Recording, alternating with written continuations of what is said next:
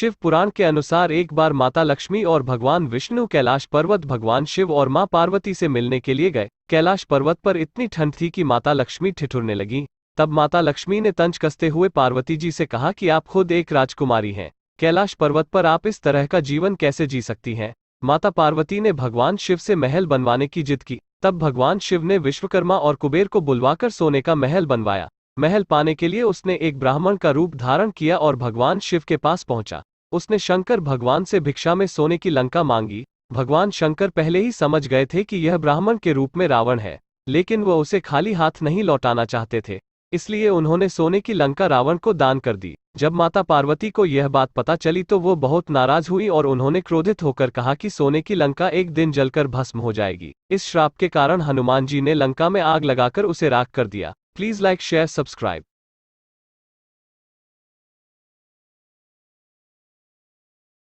हिरण्यकश्यप का अंत करने के बाद नरसिंह भगवान के क्रोध को कोई भी शांत नहीं कर पा रहा था। तभी सब देवतागण भगवान शिव की शरण में पहुंचे और नरसिंह के क्रोध को शांत करने की बात कहने लगे। नरसिंह के क्रोध को शांत करने के लिए शिव को भगवान सर्वेश्वर का अवतार लेना पड़ा। दोनों के बीच 18 दिन तक युद्ध चला और फिर 18वें दिन नरसिंह भगवान ने थककर स्वयं ही प्राण त्याग दिए। नरसिंह ने अपने प्राण त्याग कर भगवान शिव से यह प्रार्थना की कि वह उनकी चर्म को अपने आसन के रूप में स्वीकार कर लें।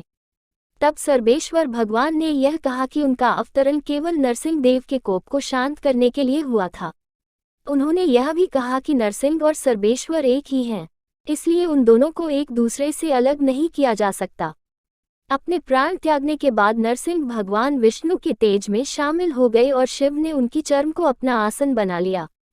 इस तरह भगवान नरसिंह की दिव्य लीला का समापन हुआ।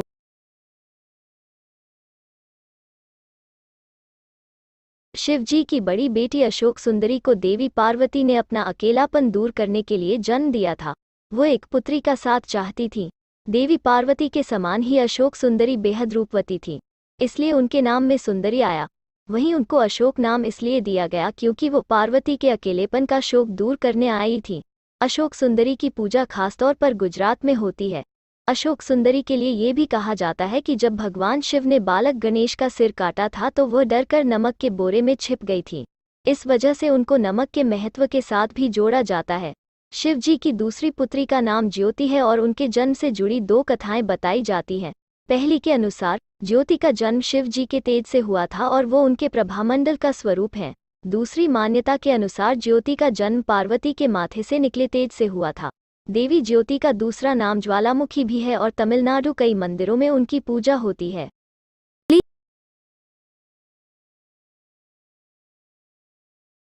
एक बार शनिदेव भगवान शिव के पास आए।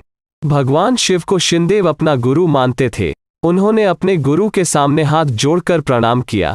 भगवान शिव शनिदेव के कैलाश आने से प्रसन्न हुए, लेकिन जब भगवान शिव ने उनके कैलाश आने का कारण पूछा तो शनिदेव बोले, प्रभु कल मैं आपकी राशि पर आने वाला हूं, अर्थात मेरी वक्र दृष्टि आप पर पड़ने वाली है। इसी बात को बताने के लिए आज मैं आपके पास आया हूं। भगवान शिव शनिदेव की बात सुनकर कुछ अचंभित हुए, लेकिन फिर वे शनिदेव से बोले, हे शनि, कितने समय के लिए मेरी राशि में विद्यमान रहेंगे? शनिदेव बोले, प्रभु मैं केवल 1.25 प्रहर के लिए ही आपके ऊपर अपनी वक्र दृष्टि रखूंगा। इतना कहकर शनिदेव कैलाश से चले गए। अब भगवान शिव चिंतित हो गए और वक्र दृष्टि से बचने के उपाय सोचने लगे। उन्हें कुछ सूझ नहीं रहा था, अतः वे अगले दिन मृत्युलोक आए और उन्होंने 1.25 प्रहर के लिए पशु रूप धारण किया और हाथी बन गए। भगवान शिव 1.25 प्रहर तक हाथी के रूप में ही धरती पर विचरण करते रहे। अब 1.25 प्रहर खत्म हुआ, फिर भगवान शिव कैलाश पहुंचे। उन्होंने देखा कि कैलाश में शनिदेव उनका इंतजार कर रहे थे। भगवान शिव शनिदेव के पास गए। शनिदेव ने उन्हें प्रणाम किया। इस पर भगवान शिव मुस्कुराए और बोले, शनिदेव आपका और आपकी वक्र दृष्टि का मेरे ऊपर कोई प्रभाव नहीं हुआ। तब शनिदेव मुस्कुराकर बोले, हे भगवान, मेरी दृष्टि से आज तक न तो देव बच पाए हैं और न ही दानव, अतः आप भी मेरी दृष्टि से नहीं बच पाए। यह सुनकर भगवान शिव आश्चर्यचकित रह गए। तब शनिदेव बोले, प्रभु आपको मेरी ही वक्र दृष्टि के कारण कैलाश और देव योनि को छोड़कर मृत्युलोक जाना पड़ा और 1.25 प्रहर तक पशु योनि में प्रवेश कर पशु रूप में रहना पड़ा। इस प्रकार मेरी दृष्टि आप पर पड़ गई और आप इसके पात्र बन गए। शनिदेव की न्यायप्रियता को देखते हुए भगवान शिव ने उन्हें अपने हृदय से लगा लिया। Please like, share, subscribe. हर हर महादेव।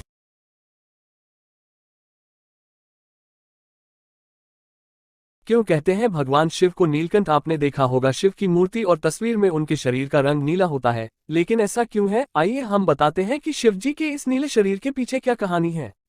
लोगों के दुख दूर करने वाले शंकर भगवान ने कई बार धरती का विनाश होने से बचाया है। जैसे कि आपको पहले भी बताया गया है कि भगवान शिव के कई हैं जिसमें से उन्हें नीलकंठ के नाम से भी पुकारा जाता है।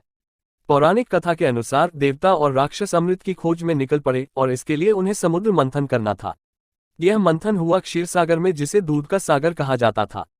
इसमें से 14 रत्न निकले, 7 विष भी निकला। यह विष इतना खतरनाक था कि इससे समस्त संसार खत्म हो जाता। यह जानकर देवता और राक्षस महादेव के पास पहुंचे और इसका हल निकालते हुए भगवान विष का यह पूरा घड़ा पी गए, लेकिन माता पार्वती ने महादेव के कंठ पर हाथ रख दिया, जिसे विष गले में ही रुक गया। यह विष निगला नहीं और इसे उन्होंने अपने कंठ में ही रखा, जिसके बाद उनका कंठ नीला पड़ गया। यही कारण है कि लोग उन्हें नीलकंठ बाबा के नाम से पुकारते हैं।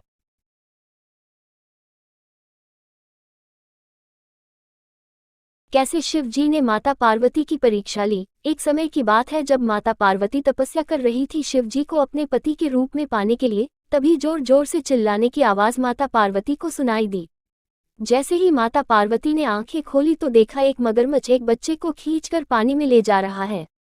माता पार्वती ने मगरमच्छ से हाथ जोड़कर विनती की कि इस बच्चे को छोड़ दो, चाहो तो तुम मुझे खा सकते हो या मैं तुम्हारे लिए क्या कर सकती हूँ, यह तुम मुझे बता दो। तब मगरमच्छ ने कहा, जितने भी दिन तुमने तपस्या की है भगवान शिव जी के लिए, उसका फल तुम मुझे दे दो। माता पार्वती ने कहा, ठीक है, मैं तुम्हें उसका फल दे दूंगी, परंतु तुम इस बालक को छोड़ दो। मगरमच्छ ने फिर कहा, सोच लो, तुमने यह तपस्या काफी समय से कर रही हो शिव जी को अपने पति रूप में पाने के लिए, इस साधारण से बालक के लिए तुम अपनी तपस्या त्याग दोगी। तब माँ पार्वती ने कहा, अगर मेरे तपस्या के फल से इस बालक की जान बचती है तो वह मेरे लिए खुशी की बात होगी, क्योंकि तपस्या तो मैं दोबारा कर सकती हूँ शिव जी के लिए, लेकिन इस बालक की जान दोबारा नहीं मिल सकती, इसीलिए मैं अपनी तपस्या का फल तुम्हें देती हूँ।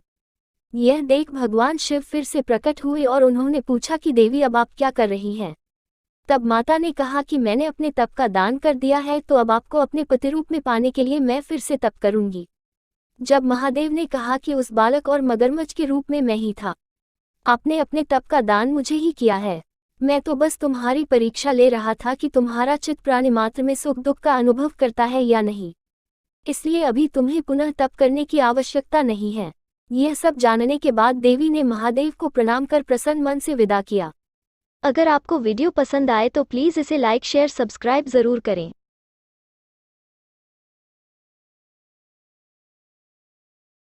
क्या आपको सच में लगता है भगवान शिव भांग पीते हैं? बहुत से लोग कहते हैं कि जब समुद्र मंथन हुआ तो उसमें से निकला विष भगवान शिव ने पीकर अपने गले में धारण कर लिया था।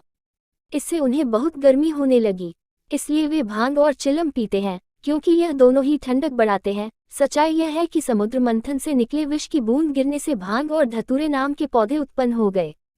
कोई कहने लगा कि यह तो शंकर जी की प्रिय परम बूटी है। फिर लोगों ने कथा बना ली कि यह पौधा गंगा किनारे उगा था, इसलिए इसे गंगा की बहन के रूप में भी जाना गया। तभी भांग को शिव की जटा पर बसी गंगा के बगल में जगह मिली है। फिर क्या था, सभी लोग भांग घोट घोट के शंकर जी को चढ़ाने लगे, जबकि शिव महापुराण में कहीं भी नहीं लिखा है कि शंकर जी को भांग प्रिय है। यह तो काशी, मथुरा आदि क्षेत्र के भंगेरियों ने ही इसे प्रिय बना दिया। हकीकत यह है कि शिवजी का कंठ जलता है तो इस कंठ की जलन को 2 वस्तुओं से रोका जा सकता है, एक गाय का दूध और दूसरा भांग का लेप। लेकिन शास्त्रों में कहीं भी शिवजी के भांग, गांजा या चीलम पीने का उल्लेख नहीं मिलता है। विद्वान लोग कहते हैं कि यह अनर्गल बातें उन लोगों ने फैलाई जो धर्म की आड़ में नशा करना चाहते हैं। पहले भांग को शिवजी से जोड़ा गया और बाद में धीरे से गांजा और चरस को भी जोड़ दिया गया। भांग, गांजे आदि नशे की आदत को शिव के साथ जोड़कर अपने नशेड़ीपन को एक आध्यात्मिक पहलू देकर वे समाज से बचकर पाक साफ बने रहना चाहते थे।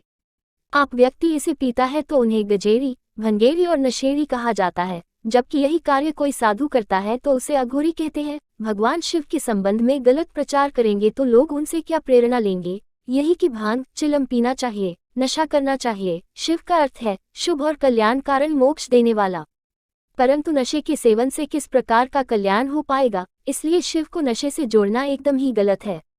शिव से योग की प्रेरणा ले, ध्यान की प्रेरणा ले, विद्वत्ता और निष्प्रहता की प्रेरणा ले, तभी जीवन का उद्देश्य सफल होगा। ऐसे में यदि आपके घर, मंदिर या अन्य किसी भी स्थान पर भगवान शंकर का ऐसा चित्र या मूर्ति लगा है जिसमें वे चीलम पीते या भांग का सेवन करते हुए नजर आ रहे हैं, तो उसे आप तुरंत ही हटा दे तो अच्छा है। यह भगवान शंकर का घोर अपमान है। कई लोगों ने भगवान शंकर पर ऐसे गीत और गाने बनाए हैं जिसमें उन्हें भांग का सेवन करने का उल्लेख किया गया है, जो कि बहुत गलत है। ऐसे जो उनका घोर अपमान करके उनकी छवि खराब कर रहे हैं। अगर आपको वीडियो पसंद आई तो प्लीज़ लाइक शेयर जरूर करें और लोगों को भी बताएं कि भगवान शिव भांग और चिलम कोई वास्ता नहीं है।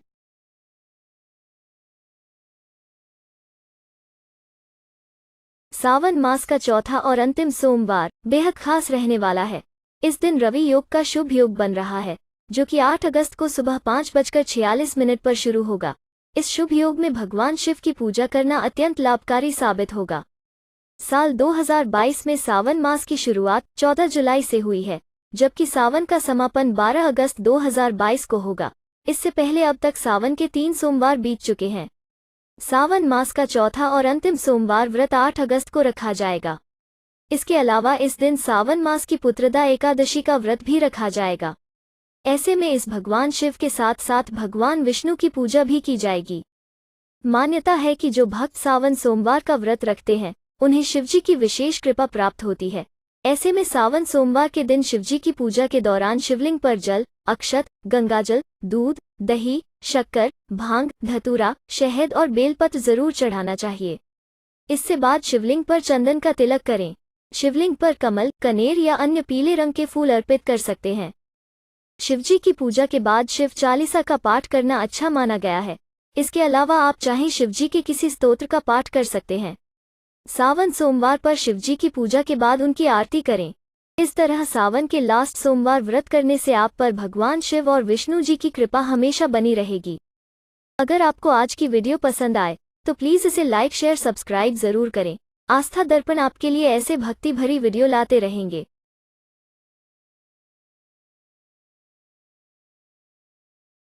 क्या आप जानते हैं कैसे शुरू हुई शिवलिंग की पूजा और शिवलिंग की पूजा शिव के रूप में क्यों होती है? आइए जानते हैं। एक बार भगवान विष्णु और ब्रह्मा दोनों आपस में एक दूसरे को ज्यादा शक्तिशाली मानते रहे। तभी आकाश में एक चमकता हुआ पत्थर दिखा और आकाशवाणी हुई, जो इस पत्थर का अंत ढूंढ लेगा उसे ही ज्यादा शक्तिशाली माना जाएगा। वो पत्थर शिवलिंग था। पत्थर का अंत ढूंढने के लिए भगवान विष्णु नीचे की ओर गए और भगवान ब्रह्मा ऊपर की ओर चले। हजारों सालों तक दोनों इस पत्थर का अंत ढूंढते रहे, लेकिन किसी को अंत नहीं मिला। भगवान विष्णु और ब्रह्मा जी ने हाथ जोड़कर कहा कि हे प्रभु, आप ही ज्यादा शक्तिशाली हैं। इस पत्थर का कोई अंत नहीं मिला। तभी आकाशवाणी हुई, मैं शिवलिंग हूँ और न ही मेरा कोई अंत है और न ही कोई शुरुआत। उस शिवलिंग से भगवान शिवजी प्रकट होते हैं।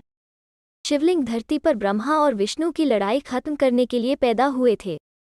प्लीज़ लाइक शेयर सब्सक्राइब जरूर करें।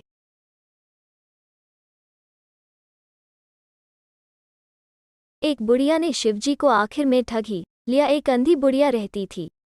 वो शिवजी की परम भक्त थी। आंखों से भले ही दिखाई नहीं देता था, परंतु वो सुबह शाम शिवजी की पूजा पाठ करती थी। शिवजी बुढ़िया के पूजा पाठ से खुश होकर बोले, माई, तुम जो वरदान चाहो हमसे मांग सकती हो। बुढ़िया ने कहा, मैं अपने बेटे व बहू से भी सलाह कर लेती हूँ। बुढ़िया ने सारी बात उन्हें बताकर सलाह मांगी। बेटा बोला, माँ, तुम शिवजी से ढेर सारा पैसा मांग लो। बहू बोली, नहीं, आप एक सुंदर पोते का वरदान मांगें। वंश को आगे बढ़ाने वाला भी तो चाहिए। बुढ़िया बेटे और बहू की बातें सुनकर असमंजस में पड़ गई। उसने सोचा, यह दोनों तो अपने मतलब की बातें कर रहे हैं। शिव जी के वचन सुनकर बुढ़िया बोली, मैं अपने पोते को सोने के गिलास में दूध पीते देखना चाहती हूँ। शिव जी, तुमने तो मुझे ठग ही लिया है। बेटे के लिए धन व बहू के लिए पोता भी मांग लिया। अब देखने के लिए 2 आंखें भी देनी ही पड़ेंगी। जो तुमने मांगा वे सब सत्य होगा।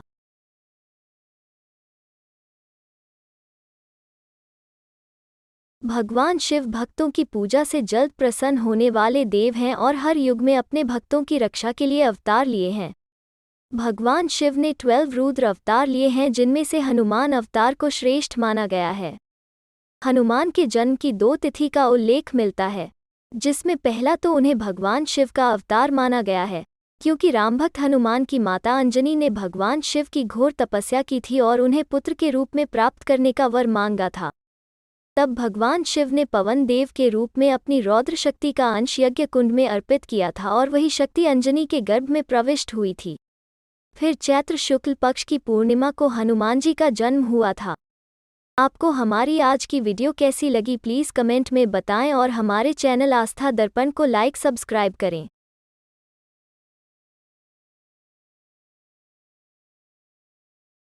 सावन के पहले सोमवार का व्रत दी 18 जुलाई को रखा जाएगा, जिसका अपना विशेष महत्व है। इस दिन अगर आप भोलेनाथ की पूजा अर्चना यहाँ बताए गए तरीकों से करते हैं तो जीवन में भोले शंकर की कृपा सदैव बनी रहेगी। कुछ खास बातें, इस दिन शिवजी का रुद्राभिषेक करना शुभ होता है। शिवलिंग पर बेलपत्र, फूल, धतूरा, सफेद चंदन, रोली, फल अर्पित किए जाता है। मास के कृष्ण पक्ष की चतुर्दशी तिथि को मासिक शिवरात्रि कहा जाता है।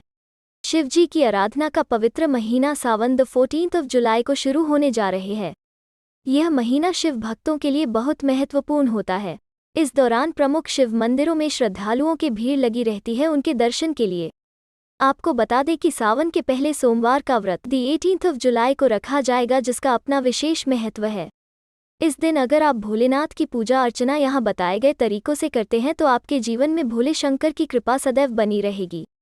5 सोमवारी व्रत की तारीख: पहला सावन व्रत दी 18 जुलाई, दूसरा द 25 जुलाई, तीसरी द 1 अगस्त, चौथा द 8 अगस्त, पांचवा द 12 अगस्त। ऐसे करें पूजा। वैसे तो प्रत्येक मास के कृष्ण पक्ष की चतुर्दशी तिथि को मासिक शिवरात्रि कहा जाता है, लेकिन सावन मास की मासिक शिवरात्रि का विशेष महत्व है। सावन शिवरात्रि के दिन भगवान शिव की पूजा के लिए भक्त सुबह उठकर नित्यकर्म से निवृत्त हो जाते हैं। इसके बाद स्नान करके शिवजी की ध्यान कर व्रत का संकल्प लिया जाता है। सावन शिवरात्रि की पूजा शिव मंदिर या घर में की जा सकती है। इस दिन शिवजी का रुद्राभिषेक करना शुभ होता है। इसके लिए गंगाजल, कच्चा दूध, दही, शक्कर, शहद, गन्ने का रस से भोलेनाथ का अभिषेक किया जाता है। इसके बाद शिवलिंग पर बेलपत्र, फूल, धतूरा, सफेद चंदन, रोली, फल इत्यादि अर्पित किए जाते हैं। इसके बाद शिव मंत्र, शिव स्तुति और शिव चालीसा का पाठ किया जाता है। शिवरात्रि की कथा सुनने के बाद धूप दीप से शिव जी की आरती की जाती है। कौन कौन सावन सोमवार व्रत करता है प्लीज़ कमेंट में बताएं। भोलेनाथ हम सब पर अपनी कृपा बनाए रखें। और आपको हमारे यह वीडियो कैसा लगा प्लीज़ लाइक सब्सक्राइब ज़रूर करें।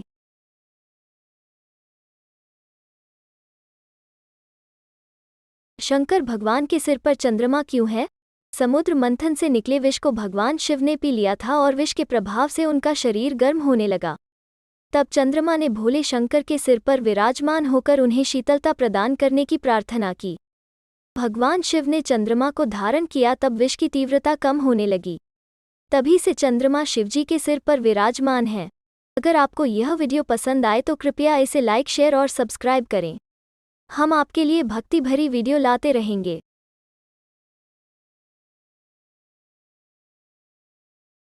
क्या आप जानते हैं भगवान शिव की जटा में गंगा कैसे आई? भागीरथ ने माता गंगा को पृथ्वी पर लाने के लिए कठोर तप किया और उनके तप से प्रसन्न होकर मां गंगा पृथ्वी पर आने के लिए तैयार हो गईं। पर उन्होंने भागीरथ से कहा कि यदि वे सीधे स्वर्ग से पृथ्वी पर गिरेंगी तो पृथ्वी उनका वेग सहन नहीं कर पाएगी और रसातल में चली जाएगी। गंगा को यह अभिमान था कि कोई उसका वेग सहन नहीं कर सकता। तब भागीरथ ने भगवान भोलेनाथ की उपासना शुरू कर दी। संसार के दुखों को हरने वाले शिव शंभु प्रसन्न हुए और भागीरथ से वर मांगने को कहा। भागीरथ ने अपना सब मनोरथ उनसे कह दिया। गंगा जैसे ही स्वर्ग से पृथ्वी पर उतरने लगी, शिव ने उन्हें जटाओं में कैद कर लिया। वो छटपटाने लगी और शिव से माफी मांगी। तब शिव ने उसे जटा से एक छोटे से पोखर में छोड़ दिया, जहां से गंगा 7 धाराओं में प्रवाहित हुई। अगर आप भी भोलेनाथ के भक्त हैं तो कृपया हमारे वीडियो को लाइक करें और सब्सक्राइब करें। धन्यवाद।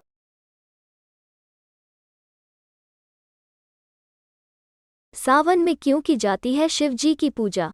हिंदू धर्म में सावन के महीने का विशेष महत्व है। शिव पुराण के अनुसार भगवान शिव ने सावन के महीने में माता पार्वती की तपस्या से खुश होकर उन्हें पत्नी के रूप में स्वीकार किया था। अतः ऐसी मान्यता है कि सावन के महीने में भगवान शिव अपने भक्तों की सभी मनोकामनाएं पूर्ण करते हैं तथा सावन के महीने में व्रत रखने वाली लड़कियों को भगवान शिव के आशीर्वाद से मनपसंद जीवनसाथी भी मिलता है। ये भी माना जाता है कि देवताओं और दैत्यों ने मिलकर समुद्र मंथन किया था, तो उस समय सावन मास चल रहा था और समुद्र मंथन के बाद जो विष निकला उससे पूरी सृष्टि खत्म हो सकती थी। भगवान शिव ने उस विष को अपने कंठ में समाहित कर लिया था।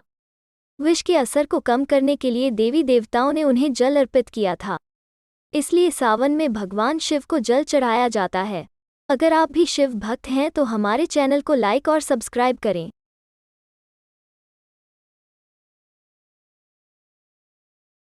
तो क्या कभी किसी ने सोचा है इनके गले में नाग क्यों है? वो नाग कौन है और शंकर जी के गले में क्यों रहता है?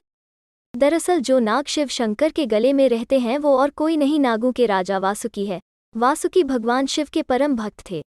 माना जाता है कि नाग जाति के लोगों ने ही सबसे पहले शिवलिंग की पूजा का प्रचलन शुरू किया था।